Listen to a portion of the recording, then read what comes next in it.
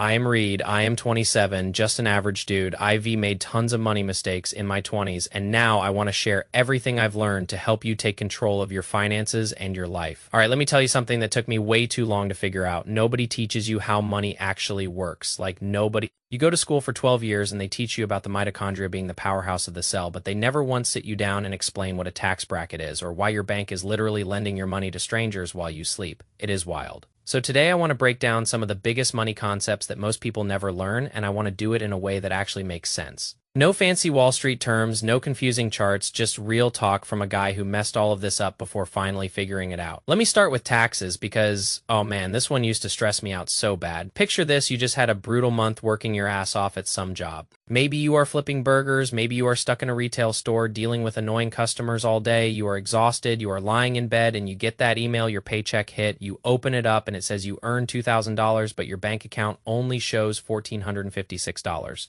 You scroll down and you see all these deductions: federal income, tax state, tax, Social Security, Medicare. Feels like someone just reached into your pocket and took a giant handful of your money, and you have no idea where it went. That is the modern ritual, man. You work hard, the government takes a cut, and you are supposed to just smile and say thank you. Here's the deal, though.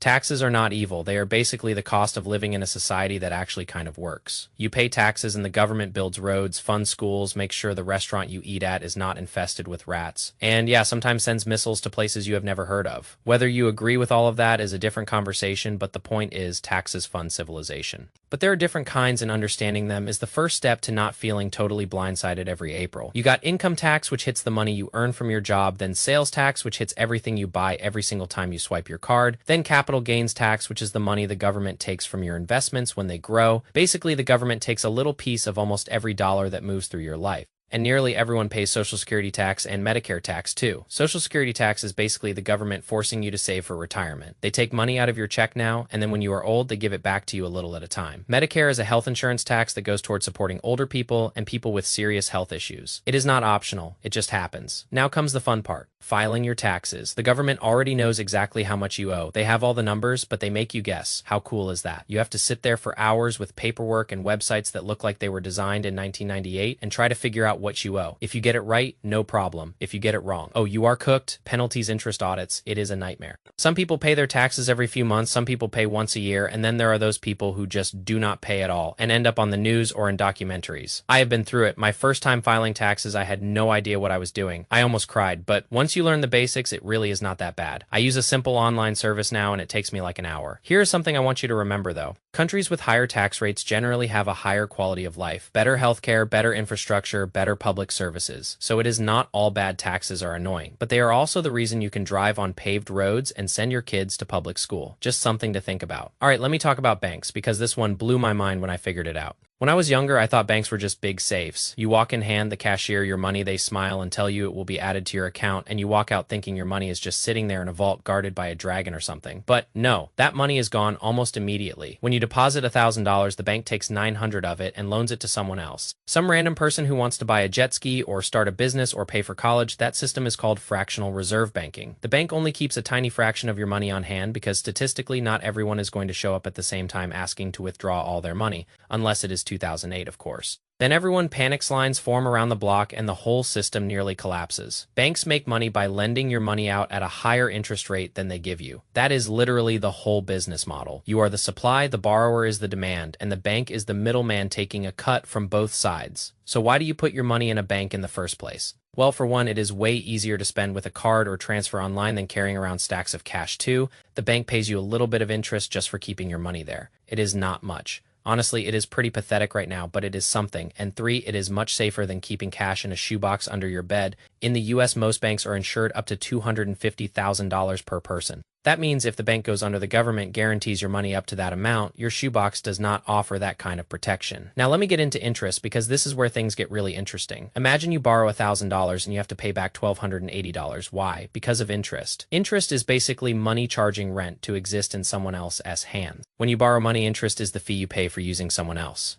Cash, when you save or invest, interest is the reward you get for being patient and not spending everything right away. There are two main types. Simple interest is like a flat fee. Borrow $1,000, pay back $1,200, done. Compound interest is different. Compound interest means your interest earns interest. Your money starts having babies, and then those babies have babies. It is wild. Let me give you an example. Say you owe 20% interest on a credit card and you miss a payment. Now your interest is earning interest. Suddenly that $12 burrito you bought 3 months ago turns into a $50 regret. It snowballs fast. But on the flip side, if you invest money at 7% annual compound interest, that is your money duplicating itself like a cheat code. $100 becomes 200, then 400, then one day you wake up and you are old and your investments have turned into a solid nest egg. This is why interest is the silent engine behind both wealth and debt. In loans, it is the slow burn that turns small mistakes into financial fires. In investments, it is the time bomb that turns small gains into massive wins over decades. So here is the hack. If you are paying interest, kill it as fast as possible. Pay off those credit cards, pay off those high interest loans. If you are earning interest, let it sit, feed it, and give it time. Interest is either your worst enemy or your best unpaid employee. The choice is in who is collecting it. All right, let me talk about inflation because this one hits everyone and most people do not even realize it. You buy a bag of chips, open it up, and it looks like it is already half eaten. Then you check the price and it is 30% higher than last time. That is inflation, baby. Inflation is what happens when money slowly becomes less valuable over time. It is not overnight. There are no fireworks, just a slow, steady erosion. Your $5 bill is still technically $5, but it buys less gas, less groceries, less instant noodles than it did a year ago. The value just disappears. So what actually causes it? Sometimes people just have too much money. Everyone has cash and everyone wants to spend it on the same stuff. Let us say 2,000 people want to buy a certain television, but the store only has 1,000 TVs for sale. The store sees the demand and raises the price. Now, sometimes it is supply chain problems. The cost of making something goes up, so the price you pay goes up, and sometimes it is just expectations. If people think prices are going to rise, they spend more now, which drives prices up faster. It is a self-fulfilling prophecy. A little bit of inflation is normal. 2% a year is fine, predictable, but when inflation spikes, savings get destroyed and wages cannot keep up. The government fights inflation by raising interest rates. When rates go up, borrowing becomes more expensive. People have less money to spend on TVs and cars and houses, so spending slows down and the economy cools off. It is not fun, but it is necessary. Now let me talk about recessions because that word scares a lot of people. A recession is when the economy shrinks for at least 6 months. One day you are fine, you have a job, bills are paid, you might even be planning a vacation, then suddenly layoffs start, the stock market tanks. Everyone is scared. In a recession, jobs disappear, companies cut costs, and people stop buying stuff they do not need. Why does it happen? Could be high interest rates making borrowing too expensive, could be a global crisis like a war or a pandemic, could just be the economic cycle doing what it always does, boom, peak, bust, reset. Think of the economy like a party in the boom phase. Everyone is having a great time, drinks are flowing, music is loud, but eventually the lights flicker, someone checks their bank account and realizes they spent way too much. Suddenly the party is over and everyone is sitting in silence wondering what just happened. Recessions are painful, but they are not forever. They are resets. Governments step in, they lower interest rates, send out stimulus checks, or just hope people start spending again. Eventually the economy recovers, but there are always scars. Let me talk about credit scores because this one used to mess me up bad. A credit score is basically a number that decides whether you can get a house, a car, or a soul-crushing 27% interest rate on a new television. It is a 3-digit number that somehow controls your financial life, and it is not about how much money you have, it is about trust. Lenders want to know if they give you money, will you actually pay it back? The score ranges from 300 to 850. Below 580, you are a walking red flag. Over 750, you look like a responsible adult.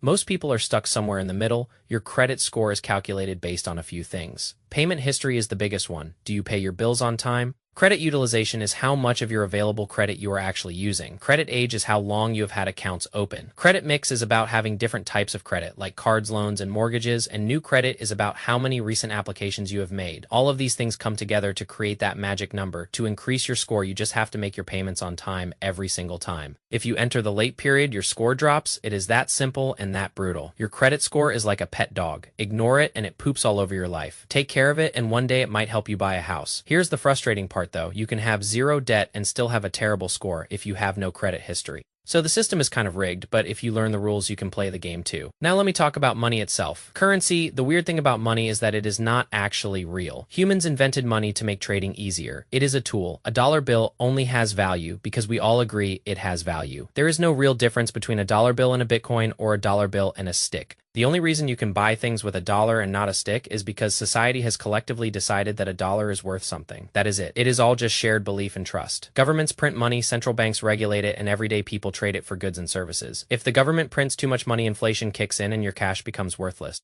If there is too little money, nobody can afford to live. So the banks have to walk this tightrope. Money is a social construct, nothing more. Once you understand that, you start to see the whole system differently. Now let me talk about investing, because this is the most important part. You know what inflation is. Now it is slowly eating away at your money every single year. The best way to fight it is investing. Investing is what happens when your money stops sitting around and starts working for you. Instead of trading your time for money, you are trading money for more money. The catch there is always risk. What can you actually buy? Stocks are tiny ownership slices of companies. If the company grows, your slice becomes more valuable. Bonds are basically you loan money to a government or company, and they pay you back with interest over time. Funds are collections of stocks and bonds, so you do not have to pick individual ones yourself. Real estate is property that you hope someone else pays to live in. There are other things too, but those are the main ones. Investing is not about getting lucky, it is about being early, being diversified, and being patient. Most wealthy people did not win the lottery, they just gave compound growth 30 years to do its thing. And yes, investing comes with risk. Markets go up and markets go down, but the real danger is not losing money in the market. The real danger is never investing at all and watching inflation quietly steal your future while you sit on the sidelines. Let me talk about value, because this concept is deeper than most people realize. Imagine you pick up a rock. It is just a rock. Now imagine that rock is shiny and yellow. That is gold. It is rarer than an average rock, so humans place a higher value on it. But gold is not actually worth more intrinsically. It is just worth more to us. Because we decided it is understanding, this is what allows people to build wealth. If you provide a lot of value to other people, you will earn a lot of money. Steve Jobs created the iPhone. He created something with enormous value. Millions of people gave him thousands of dollars for it. That is the same reason doctors and lawyers earn so much. The value they provide is large, and people are willing to pay for it. It is also the same reason Gucci can sell a handbag for 100 times what Target charges for a similar bag. People perceive Gucci as more valuable. So it is. If you can figure out how to create value, even if it is perceived value, you can make a lot of money. And finally, let me talk about time, because this is the most valuable asset you have. The best part is almost everyone starts with a lot of it. If you are in your 20s, you probably have decades of time ahead of you, but nobody gets an unlimited supply. Most people work jobs where time is traded directly for money. 1 hour equals 1 paycheck. Simple math. The top earners have figured out how to make their time worth millions. The difference is not magic. It is skills, leverage, and how well you have trained your hours to work for you. But nowhere does time work harder than in investing. There is no greater force in wealth building. Not luck, not income. Wealth is not built in days, it is built in decades. Money that sits quietly in an investment account does not just grow, it multiplies. Slowly at first, then faster. That is why ordinary people with modest paychecks can retire with 7 figures. They did not beat the system, they just used the system. A little money invested consistently, given enough time, becomes a lot of money.